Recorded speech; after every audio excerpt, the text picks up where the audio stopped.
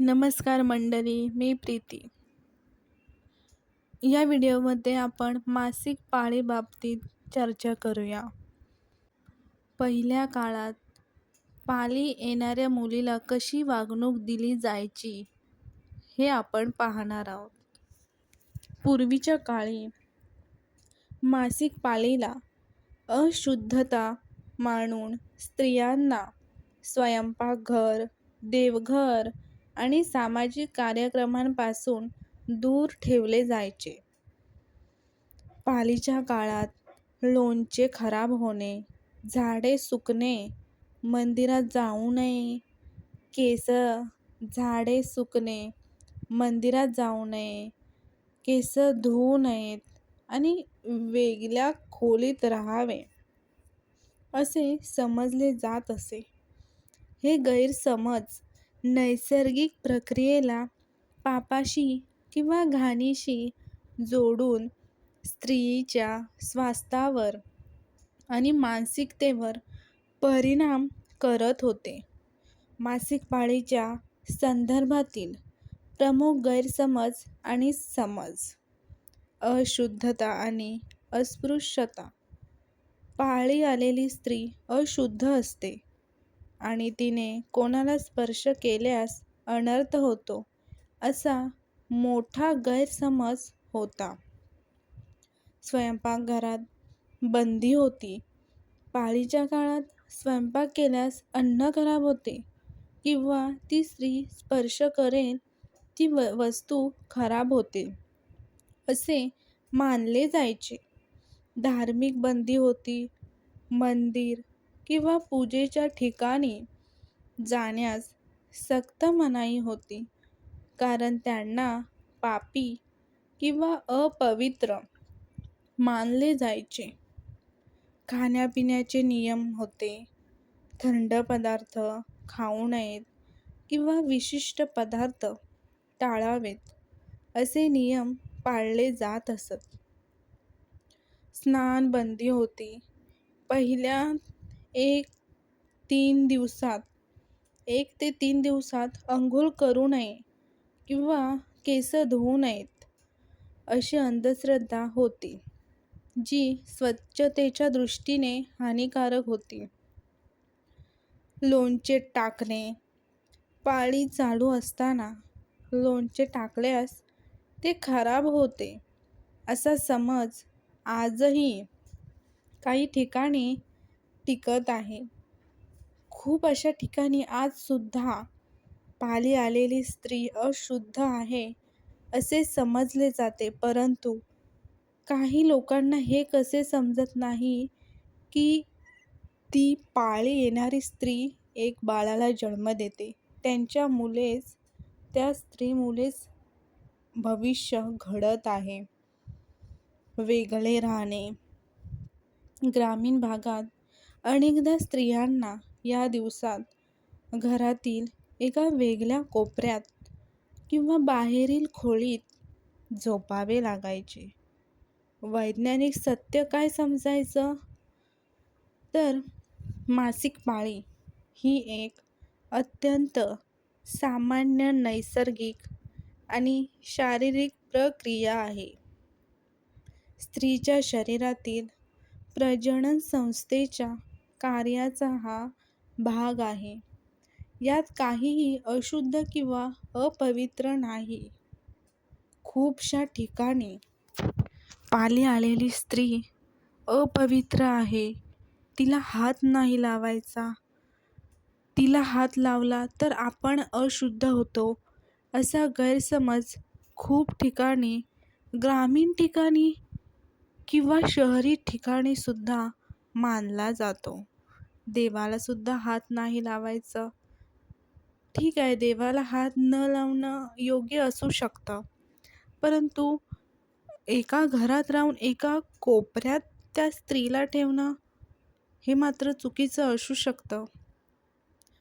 पूर्वीच्या काळी मासिक पाळीला अशुद्धता मानून स्त्रियांना स्वयंपाकघरात सुद्धा घ्यायचे नाही.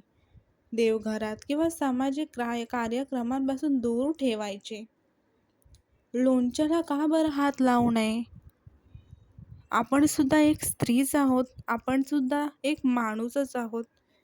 पाली आलेली स्त्रीसुद्धा एक माणूसच आहे. तिने का बरं लोणच्याला हात न लावावे? आणि तिने लोणच्याला हात लावल्यास खरंच लोणचं खराब होतं का? कोणी बघितलं आहे का की पाली आलेल्या स्त्रीने लोणच्याला हात लावलाय आणि ते लोणचं खराब झालंय? किंवा एका झाडाला हात लावलाय आणि ते झाड मरलंय किंवा ते झाड सुकलंय, खराब झालंय, असं कधी झालं आहे का? हा एक गैरसमजसुद्धा असू शकतो किंवा खरंही असू शकतं. प्रत्येकाला अनुभव वेगवेगळे येतात.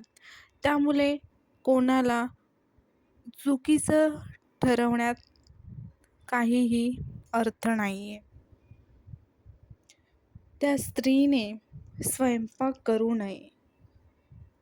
कारण पहिल्या काळात पहिल्या काळातली माणसं खूप संस्कारी किंवा वेगळ्या पद्धतीची, वेगळ्या विचारांची होती. आजकाल अशी माणसं कुठे बघायला मिळणार नाहीत बहुधा. कारण बदलत्या वैज्ञानिक दृष्टिकोनातून हे जग खूप पुढे चाललंय. तंत्रज्ञानाच्या युगात आता सध्या तंत्रज्ञानच चालू आहे. अजून एक होतं की अंघोळ करायची नाही 3 दिवसात. का बरं 3 दिवस अंघोळ करू नये?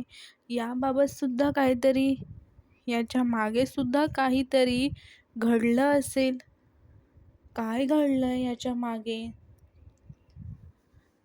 तर 3 दिवस अंघोळ करू नये, जास्त ब्लीडिंग होतं किंवा अंगावरून जास्त जातं, असं मानलं जायचं पहिल्या काळात.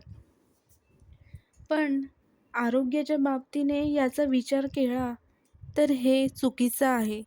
कारण आपण 1 दिवस जरी अंघोळ नाही केली तरी आपल्याला घाण वाटते, मळकट होतं शरीर, घामाने सैरावैरा होतं.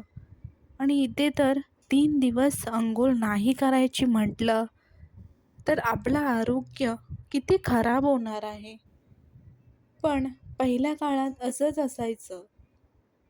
त्यामुळे पहिल्या काळातील स्त्रिया हे नियमानुसारच चालायचे. काही काही मुलींना किंवा स्त्रियांना 14 वर्षाच्या नंतर पाळी यायला सुरुवात होते. पहिलं तर 15-16च्या आसपास यायचे. आता तर खूप लवकर यायला लागले आहेत, 14पर्यंत तरी येतेच. काही यांना जास्त अंगावरून जातं, ब्लिडिंग जातं, काहींना साधारण जातं, काहींना खूपच जास्त, काहींना 7 दिवस चालतं, काहींचं 5 दिवस, काहींचं 4 दिवस. जसं आपल्यामध्ये रक्ताभिसरण संस्था, प्रोजेस्टेरॉन चालतं त्या प्रकारे सर्व घडून येतं. काही मुलींच्या खूप समस्या असतात. आजकाल तर नैसर्गिक प्रक्रियेने पाळी येतच नाही. खूप मुली अशा आहेत ज्यांना रेग्युलर पाळी येतच नाही, नियमित पाळी येत नाही.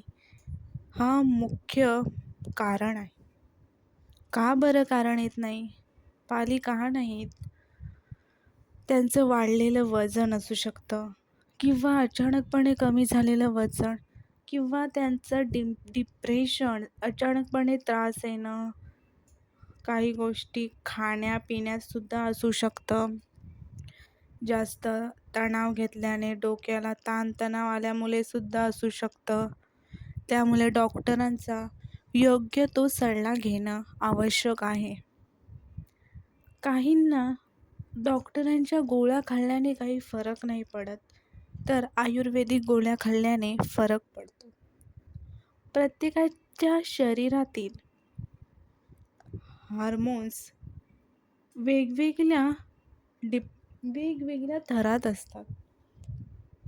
त्यामुळे योग्य तो सल्ला आणि योग्य पाळी नियमित करणे खूप गरजेचे आहे. नाहीतर पुढे जाऊन आपल्याला खूप त्रास होऊ शकतं.